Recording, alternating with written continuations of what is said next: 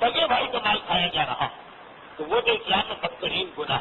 ہمارے یہاں میراث کے مسئلے میں یہ غلط فہمی ہوتی تو لوگ توجہ ہی نہیں دیتے کہ اسلام اصل میں کیا مسئلہ بتا رہا.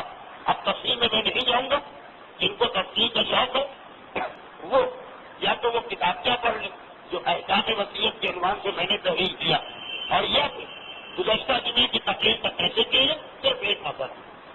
مجھے نہیں پتا کہ آپ حضرات کے ہاتھ کیا رواج ہے، لیکن اکثر ہندوستانی گھرانوں میں تو یہی رواج ہے کہ جب کسی شخص کا انتقال ہوتا ہے تو اس وقت جو اس کی بہت ہی زیادہ استعمال میں آنے والی چیزیں ہیں وہ سب خیرات کر دی جاتی ہیں.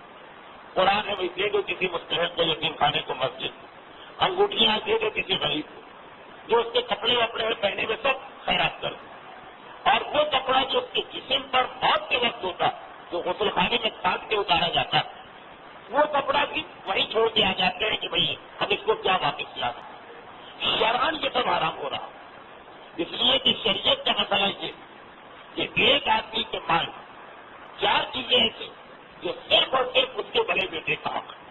اس میں نہ ماں کا حق ہے، نہ باپ کا، نہ بیوی کا، نہ شوہر کا، نہ کسی اور بیٹے کا، نہ کسی اور بیٹی کا، صرف بڑا بیٹا. مجھے معصوم نے کہا سیاق ہو و خاتم ہو و سیف ہو و مصحف ہو دل والا دل اکبر. مرنے والے کے کپڑے اور تلوار اور قرآن جو وہ پڑھتا تھا اور انگوٹھی جو وہ پہنے ہوئے، یہ صرف اور صرف بڑے بیٹے کا حق. اس میں کوئی کچھ نہیں بول سکتا. اگر چھوٹا بیٹا بھی غفار سے کہہ آئے کہ چلو رکھو اس کپڑے کو، اب تو یہ پھٹ گیا ہے ہمارے پاکستان، اس نے بھی حرام کیا، غفار نے بھی پہلے حرام کیا. اس لیے اس میں اور کسی وارث کا حق بھی نہیں. کپڑے اور انگوٹھی اور قرآن یہ صرف بڑے بیٹے کا حق. ہاں وہ راضی ہو تو دوسری بات، وہ اگر راضی ہو جائے تو جہاں بھی اس کو استعمال کریں، خیرات کریں، صدقہ دیں، کسی رشتے دار کو دے دیں، غفار کو دے دیں، سب جائز. لیکن اس کی اجازت کے بغیر یہ جائز نہیں. اور اسی وجہ سے غسل خانے میں جب میت کو غسل دیتے اور اس کا لباس اتارتے تو یہ شرط ہے کہ ولی سے بڑے بیٹے کو اجازت دی جائے. خالی غسل دینے کی نہیں، یہ اجازت دی کہ لباس ہمیں اتارنا ہے خاص، ورنہ یہ لباس اتارنا بھی حرام ہو جائے گا. اس لیے کہ بڑے بیٹے کا مال ہے، مسائل کا مال نہیں.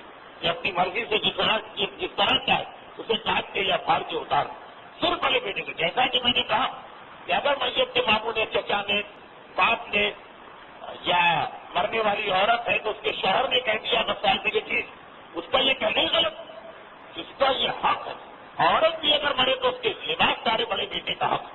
اب اس کی مرضی، جب تک کہ اس سے نہ پوچھا جائے یہ سب حرام اور گناہ رہے.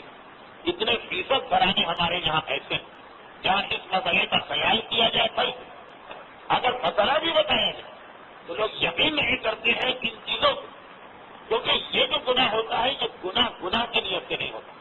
ہمارے معاشرے کی سب سے بڑی بدقسمتی یہ گناہ کی نیت سے نہیں ہوتا، یہ گناہ نیکی کی نیت سے ہوتا کہ اچھا کام ہو رہا، ثواب کا کام ہو رہا. ذہن میں نہیں آتا کہ یہ حرام، جبکہ یہ سراسر حرام ہے، یہ سراسر گناہ. بہرحال یہ مسئلہ اسلام